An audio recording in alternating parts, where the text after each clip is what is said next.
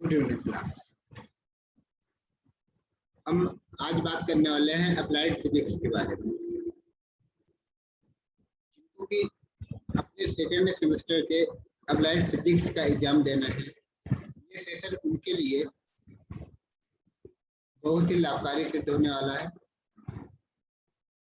इस सेशन में हम डिस्कस करेंगे कि बेसिकली हमें कौन कौन से इम्पोर्टेंट क्वेश्चन पढ़ने हैं, जो कि मोस्ट इम्पोर्टेंट क्वेश्चन जिनको आप बोल सकते हैं पिछले 12 सालों में ये बार बार के रिपीटेड क्वेश्चन है। तो चैप्टर वाइज हम एक एक चैप्टर करके इन क्वेश्चन को देखेंगे। तो बिना देरी के चलिए हम पहला चैप्टर देखते हैं या इसमें से कौन कौन से क्वेश्चन हमें पढ़ने हैं। तो हमारा पहला चैप्टर है wave motion and its application. तो इसका पहला क्वेश्चन है वेव क्या होती है, तरंग क्या होती है, ये कितने प्रकार की होती है। इसके बाद सेकंड क्वेश्चन है टर्मिनोलॉजी ऑफ वेव, जिसमें कि तरंग आयाम क्या होता है, आवर्तकाल क्या होता है, तरंग की चाल क्या होती है, इन टर्म की डेफिनेशन बताना है। इसके बाद थर्ड क्वेश्चन तरंग दैर्घ्य, वेग तथा आवृत्ति में संबंध बताइए। इसका फोर्थ क्वेश्चन आता है अपरिगामी तरंगें क्या होती हैं, इनकी विशेषताएं बताइए। इसके बाद अगला क्वेश्चन आता है पराश्रव्य तरंगें या अल्ट्रासोनिक वेव क्या होती है, इनकी विशेषताएं बताइए तथा इनके एप्लीकेशन बताइए। इसके बाद अगला क्वेश्चन आता है आवर्त गति में ऊर्जा संरक्षण को समझाइए। एसएचएम इस चैप्टर का सबसे इम्पोर्टेंट टॉपिक है। एसएचएम क्या होता है, इसके क्या गुण होते हैं, expression for displacement, velocity, acceleration, time period, frequency in SHM, energy of a body existing SHM, simple pendulum, concept of simple harmonic progressive wave. तो इस प्रकार से हम देखते हैं कि मोस्ट इम्पोर्टेंट टॉपिक है इस चैप्टर का एसएचएम। एसएचएम से कौन कौन से क्वेश्चन बनते हैं। एसएचएम का पहला क्वेश्चन एसएचएम क्या होता है तथा इसकी विशेषताएं बताइए। एसएचएम करती हुई वस्तु की ऊर्जा बताइए। इसके बाद अगला क्वेश्चन सरल लोलक में एसएचएम क्या होता है, आवर्तकाल का व्यंजक प्राप्त कीजिए। स्प्रिंग की एसएचएम गति का आवर्तकाल बताइए। तो ये क्वेश्चन है जो कि एसएचएम टॉपिक से ही उठाए गए हैं। इसके बाद हम अगला क्वेश्चन देखते हैं भवन ध्वनिकी पर टिप्पणी कीजिए तथा सेवाएं सूत्र बताइए। इसके बाद अगला क्वेश्चन मुक्त या अवमंदित कंपन क्या होते हैं, वाइब्रेशन क्या होते हैं, ये कितने प्रकार के होते हैं, सिर्फ ये बताना है। तो इन टॉपिक को आप अच्छे से तैयार कर लीजिए। इसके बाद हम अगला चैप्टर देखते हैं। अगला चैप्टर है वेव ऑप्टिक्स। तो हमें इसमें क्या क्या पढ़ना है, dual light of nature, wave theory of light, law of reflection and refraction, Snell's law, power of lens magnification, two source interference, double slit interference, interference due to thin film,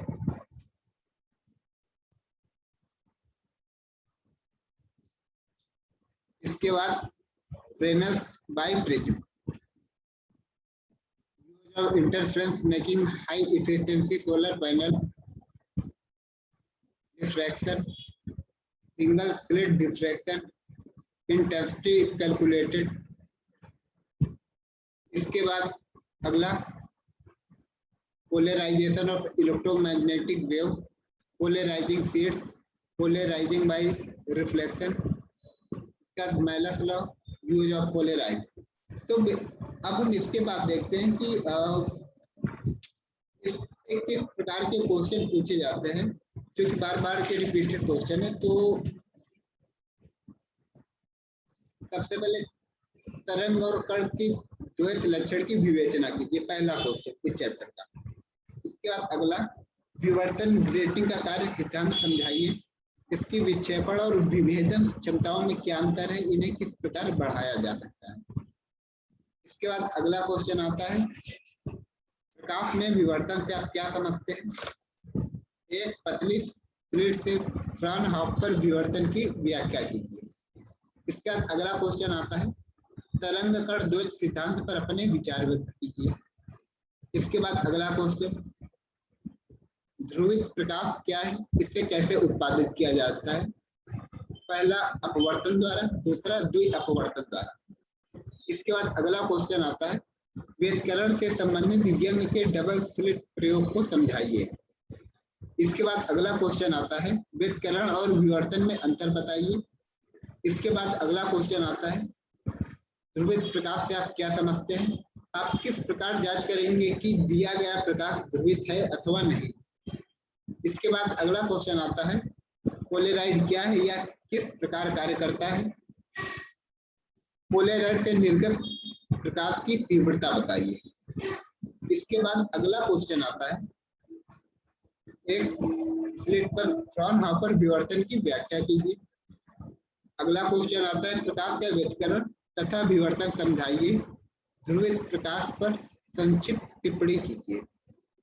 इसके बाद अगला क्वेश्चन आता है, प्रकाश के व्यतिकरण के लिए आवश्यक प्रतिबंध बताइए।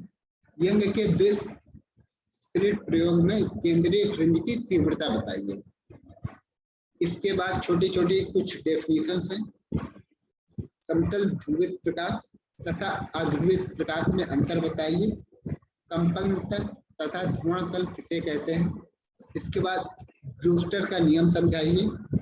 इसके बाद मैलस का नियम समझाइए और प्रगामी तरंगे और अप्रगामी तरंगे क्या होती हैं, इनमें अंतर बताइए।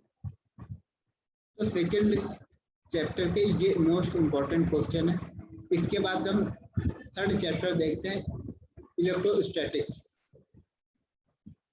तो इलेक्ट्रोस्टैटिक्स में बेसिकली में क्या क्या पढ़ना है, विद्युत फ्लक्स क्या होता है, कूलाम का नियम समझाइए, गॉस का नियम क्या होता है, विद्युत क्षेत्र की तीव्रता बताइए, इसका व्यंजक प्राप्त कीजिए। इसके बाद किसी बिंदु के कारण r दूरी पर विद्युत विभव का सूत्र प्राप्त कीजिए।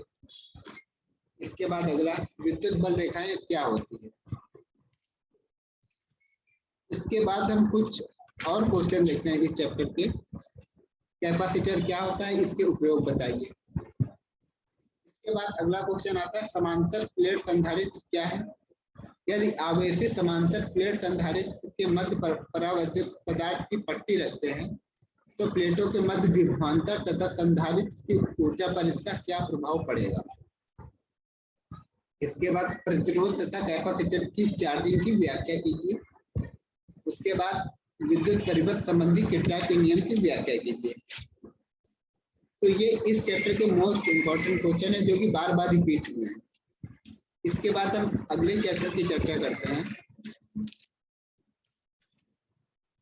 ऑप्टिकल। इसके बाद वाला चैप्टर क्या आता है, करंट इलेक्ट्रिसिटी।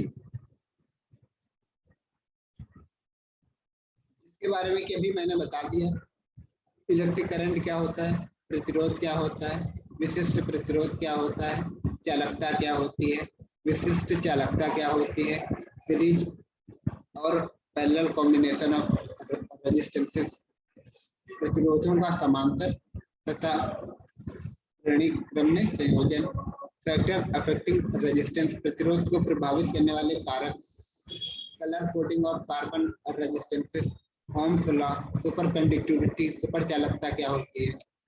इस प्रकार से ये मोस्ट इम्पोर्टेंट क्वेश्चन है। आप एक एक टॉपिक को उठाइए और उनको क्लियर कीजिए। इसके बाद हम अगला चैप्टर देखते हैं, इसमें मैग्नेटोस्टैटिक्स एंड इलेक्ट्रोमैग्नेटिज्म। तो इस चैप्टर में बेसिकली में क्या क्या पढ़ना है, प्रतिचुंबकीय, अनुचुंबकीय तथा लौह चुंबकीय पदार्थों में भेद बताइए।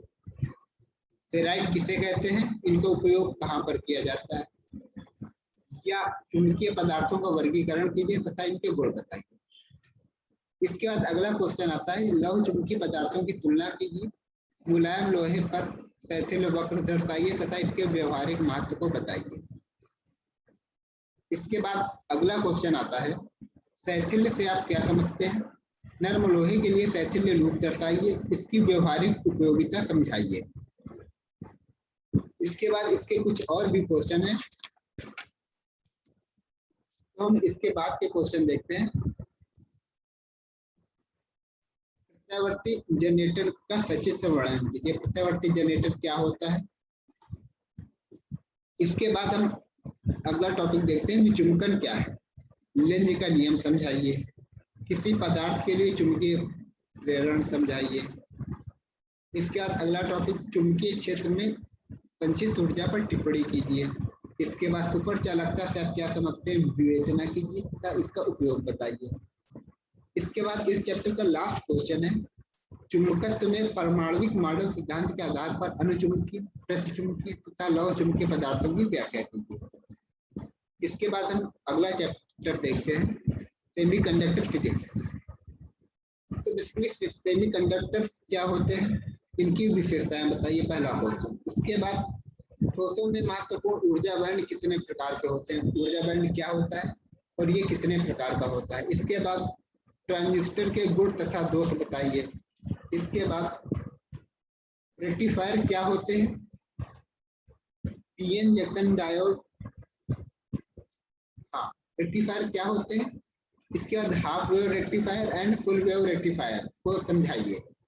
इसके बाद PN junction diode as a half wave rectifier and full wave rectifier, ये अगला क्वेश्चन है। इसके बाद आता है पीएन संधि diode, forward bias and reverse bias. इसके बाद अगला क्वेश्चन, उभयनिष्ठ उत्सर्जक प्रवर्धक के लाभ बताइए। वाल्व की तुलना में ट्रांजिस्टर के गुण व दोष बताइए। तो इस प्रकार से हम देखते हैं कि हमारे जो मोस्ट इम्पोर्टेंट क्वेश्चन थे वो यहाँ से फिनिश होते हैं 6वें चैप्टर पे। इसके बाद हम अगला चैप्टर देखते हैं, मॉडर्न फिजिक्स। तो इसमें हमें क्या क्या पढ़ना है? लेजर क्या होता है, इसका सिद्धांत तथा उपयोग बताइए। उसके बाद इमिशन क्या होता है, उत्सर्जन क्या होता है, स्पॉन्टेनियस इमिशन मतलब स्वतः उत्सर्जन, स्टिमुलेटेड इमिशन उद्दीपित उत्सर्जन, उद्दीपित उत्सर्जन में ही हीलियम और नियॉन लेजर का वर्णन कीजिए। इसके बाद ऑप्टिकल पंपिंग क्या होती है। इसके बाद पॉपुलेशन इन्वर्जन क्या होता है। इसके बाद नैनो टेक्नोलॉजी क्या है, नैनो पार्टिकल्स क्या है और नैनो मटेरियल्स क्या है। इस चैप्टर के ये सबसे मोस्ट इम्पोर्टेंट क्वेश्चंस में से आते हैं। इसके बाद कुछ टॉपिक और हैं, जैसे ऑप्टिकल फाइबर क्या है, इसकी वर्किंग समझाइए तथा इसके प्रायोगिक उपयोगों का उल्लेख कीजिए। ऑप्टिकल फाइबर कितने प्रकार का होता है, प्रत्येक को चित्र से समझाइए। इसके बाद पदीय सूचक रेखा तथा क्रमिक सूचक रेखा में अंतर बताइए। इस प्रकार से हम देखते हैं कि इन चैप्टर्स के मोस्ट इम्पोर्टेंट टाइप के क्वेश्चन जो भी थे वो फिनिश होते हैं। हमने आपको यहाँ पर जो भी क्वेश्चन बताए हैं, आप अगर चाहें तो इनको नोट कर सकते हैं और इनकी प्रैक्टिस कर सकते हैं, क्योंकि 80% क्वेश्चन आपके एग्जाम में इन्हीं क्वेश्चन में से ही आएंगे। और आपको क्वेश्चन का पैटर्न भी पता होगा, फिजिक्स का पेपर कैसा आता है। पहले अति लघुत्तरी टाइप के आते हैं, उसके बाद लघुत्तरी आते हैं, उसका दीर्घोत्तरी आते हैं। तो जो शॉर्ट क्वेश्चन है आप कोई भी गेस पेपर उठा लीजिए और जो भी शॉर्ट क्वेश्चन है उनको पढ़ लीजिए और जो लॉन्ग क्वेश्चन है उनकी प्रैक्टिस कर लीजिए। प्रूफ जितने भी क्वेश्चन है आपके, आप सिर्फ उनको तैयार कर लीजिए, आपका 90% सिर्फ इन्हीं से आता है। उसके बाद आपका न्यूमेरिकल पोर्शन बचता है, तो न्यूमेरिकल पोर्शन में आप गेस पेपर उठाइए और उनमें देखिए कि बार बार के रिपीटेड क्वेश्चन किस चैप्टर से ज्यादा उठाए जा रहे हैं। जैसे कि कैपेसिटर से आपके अक्सर क्वेश्चन रिपीट होते हैं। कैपेसिटर के जो भी न्यूमेरिकल है आप उनके प्रैक्टिस कीजिए। उसके बाद रेजिस्टेंस के जो भी न्यूमेरिकल है आप उनके प्रैक्टिस कीजिए। उसके बाद एसएचएम के जो भी न्यूमेरिकल है आप उनकी प्रैक्टिस कर सकते हैं। उसके बाद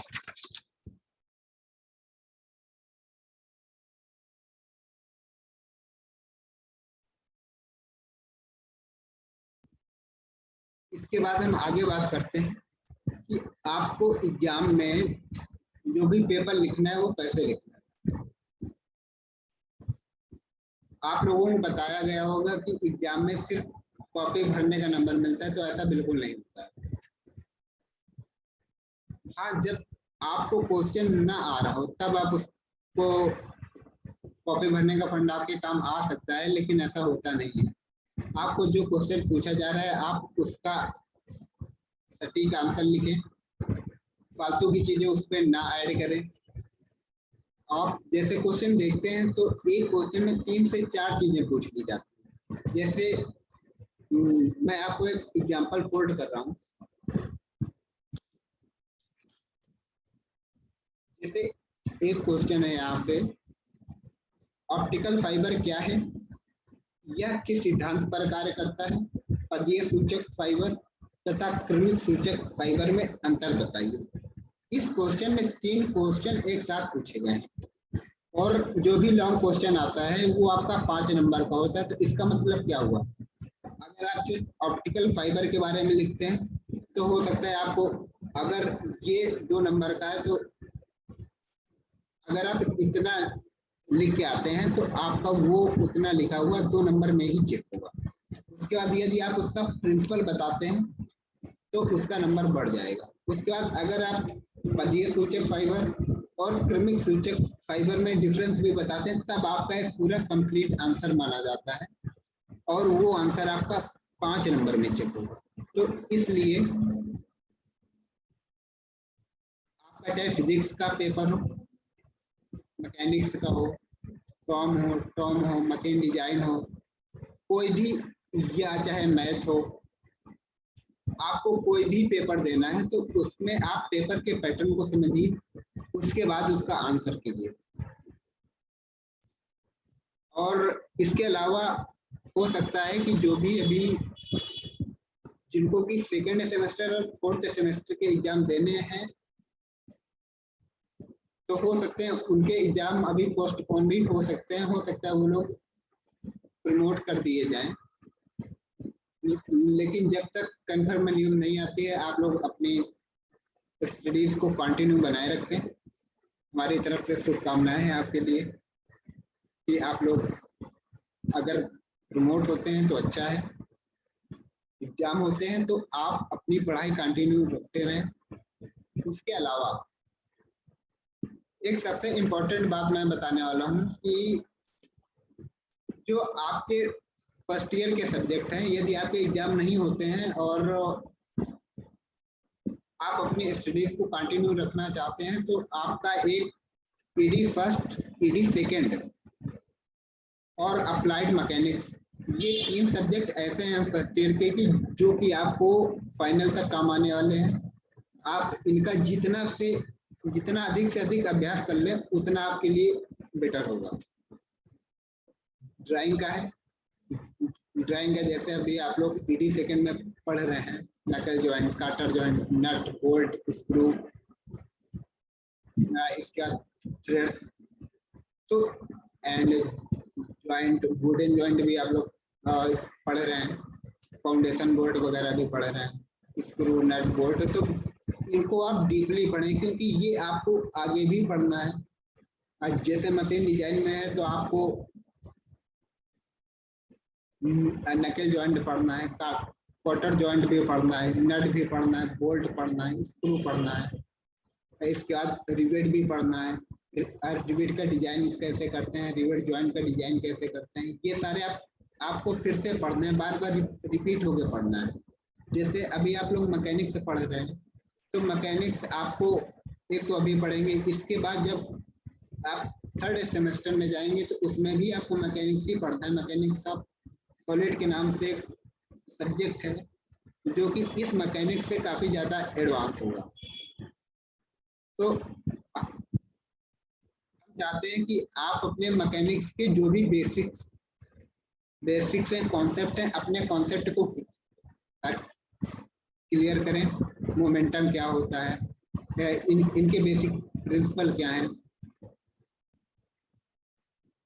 कपल क्या है, टॉर्क क्या है, ये सारी चीजें आपको हर सेमेस्टर में किसी न किसी सब्जेक्ट में रिवाइज होकर बार बार पढ़नी है। तो आप अपनी पढ़ाई को कंटिन्यू बनाए रखें। आज के लिए इतना ही रखते हैं। हम अगले सेशन में आपको जो मैकेनिक्स के मोस्ट इम्पोर्टेंट टॉपिक हैं उनके बारे में वीडियो लेके आएंगे। इसके बाद आपका ड्राइंग के बारे में, ड्राइंग में आपको क्या क्या पढ़ना है और कैसे पढ़ना है, हम आपको वो बताएंगे। आज के लिए थैंक यू।